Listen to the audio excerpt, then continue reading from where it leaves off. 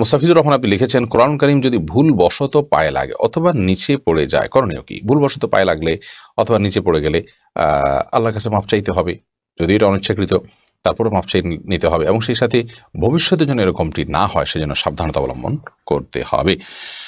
এর কারণে আপনার বিশেষ কোনো কাফারা নাই। আমরা ছোটবেলা থেকে যে সমস্ত কথা শুনে আসছি যে এর কারণে এত কেজি লবণ দিতে হবে, চাল দিতে হবে গরিবকে ইত্যাদি, এগুলো আমাদের নিজেদের মন গড়া নানান কথাবার্তা।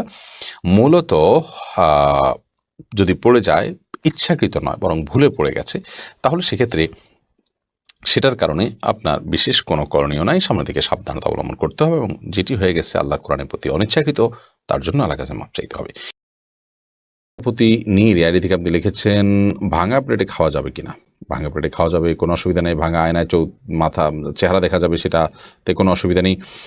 আমরা অনেকে মনে করি ভাঙা প্লেটে খাওয়া যাবে না, ভাঙা আয়নায় চেহারা দেখা যাবে না, এটা নিছকই আমাদের সামাজিক কুসংস্কার।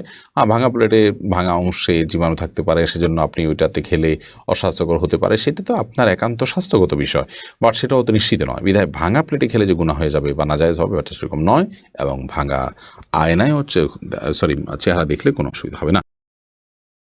যে নামাজ শেষে জায়নামাজ সালাম করা কি ঠিক? না, জায়নামাজ সালাম করার কিছু নেই। সালাম করতে হবে মানুষকে। ডানে বামে সালাম দিচ্ছেন, এরপর আর কোনো সালাম নাই।